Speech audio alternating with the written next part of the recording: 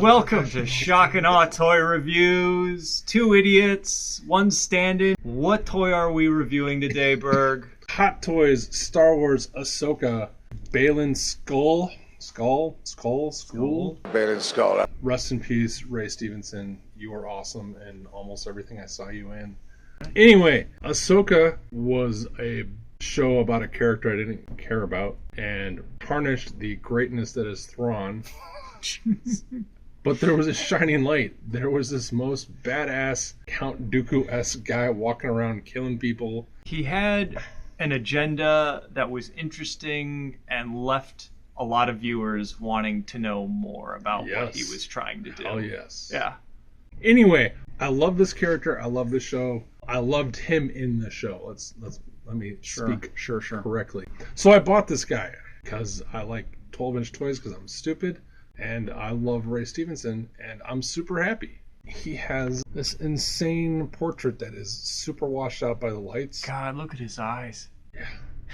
Speaking of the eyes, spoilers, they move. They have these little details on his gauntlets of his little Star Wars stuff, whatever thing on his belt buckle. You can see all the clips and stuff. The directions specifically tell you not to take his clothes off because you will ruin them or break them.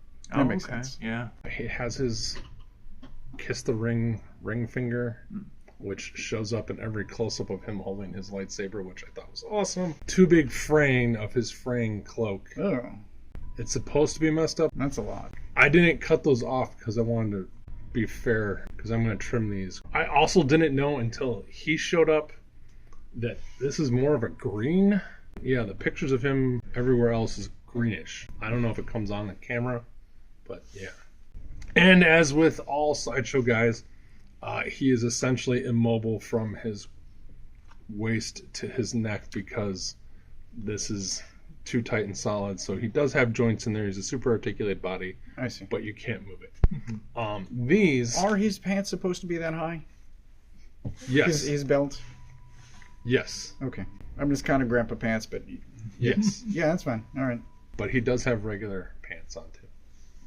And he does not wear socks. Ooh. But he does have black feet. Skipped leg day. So he has, ankle socks? Ankle socks, yeah. Frostbite, I was thinking? There you go. My foot's just dead. He has soft ratchets and a lot of, tighter ones. But that's common? Nothing different than what we've seen? Nothing too different. The one thing I wanted to point out is that these are Velcroed on. Oh, okay. Interesting. So you can position his arm and get the fabric looking right and then pop that back on. That's nice. Instead of having to futz with it and hope it stays right. Well done. So I really like that. That is something that's different since we reviewed Boba Fett. Bing. So anyway, there he is. And as with all Sideshow Hot Toys guys, he does have limited range in his articulation, but this is not a guy or a thing that you play with as more as you pose it and you go, oh, this looks so amazing. I can't believe Ray Stevenson's in my house. Sure. Yeah. And as with Hot Toys and all Sideshow's 12-inch guys, he comes with a cornucopia of stuff. Shall we take a look, gentlemen? Yes. Sure. Comes with the Star Wars stand, typical doll up the crotch. It'll be hidden behind his skirt. Has his name on it. Whoopee ding dong. He comes with 2 lightsaber hilts, which I didn't realize until I got this version that it had these 2 little things on it, because the Black Series is so small.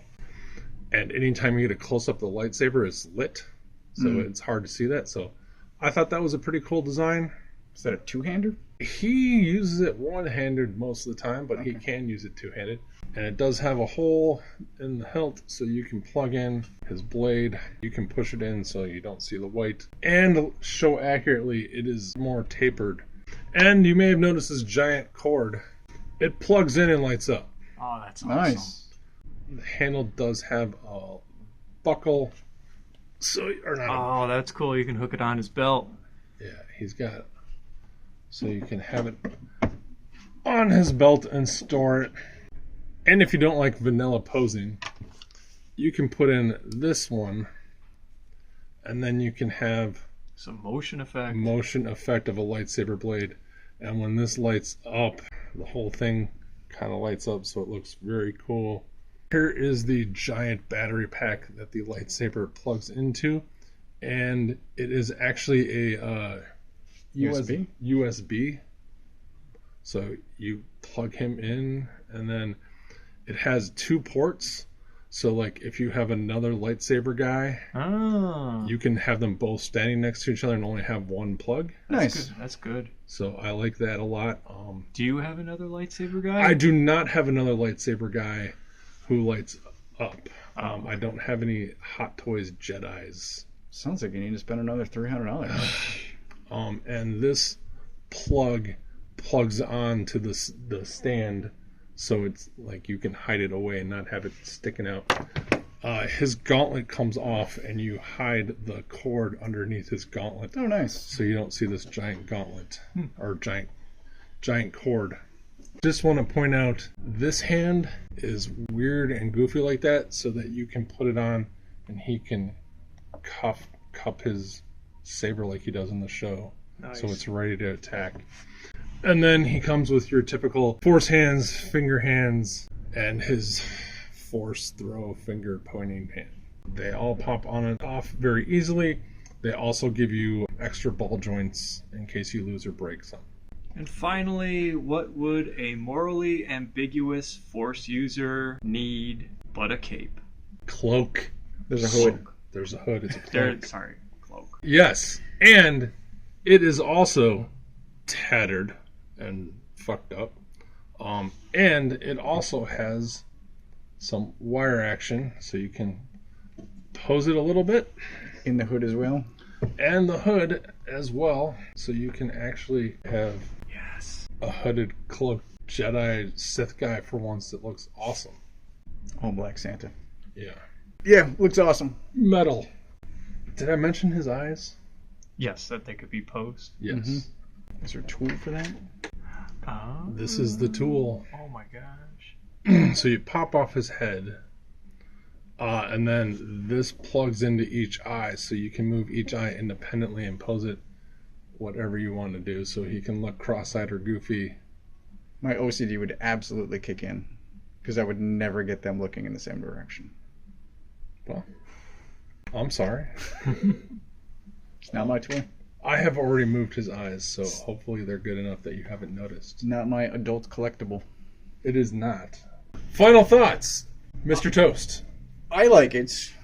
I think it's one of the better 1/6 scale figures because he seems to function. It's just, I think the fraying that could be fixed on the cloak and his skirt is a little excessive. Otherwise, I'm always impressed by the Hot Toys faces, and this is no exception. He looks amazing. I don't know that there are any additional accessories for a show that I didn't watch, but he comes with a good amount of stuff, looks amazing, functions, unlike The Witcher. So I'm going to go, I think, 4.5 hammers. Wow.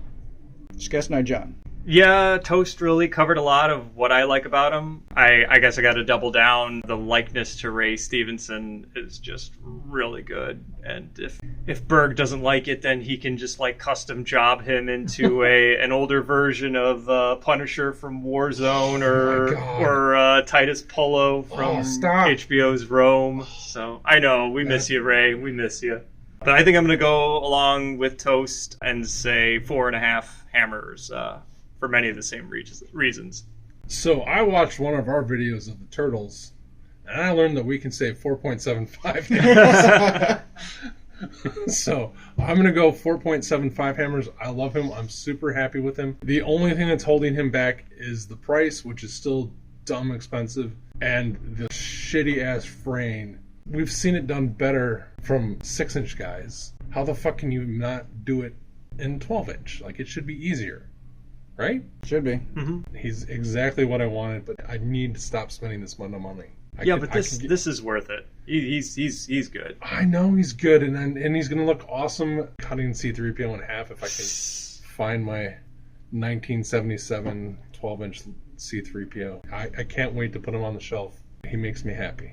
So that's been it for another fun episode of Shock-and-Awe Toy Reviews. Like, subscribe, comment below if you think Berg's an idiot for not calling his sponsors, and then when he calls his sponsors, not listening to them. Do you even remember? Did you even watch our sponsor episode? Apparently not, because my best friend had no idea what the fuck I was talking about. Thanks for watching. Andor sucks, and we'll see you in the future.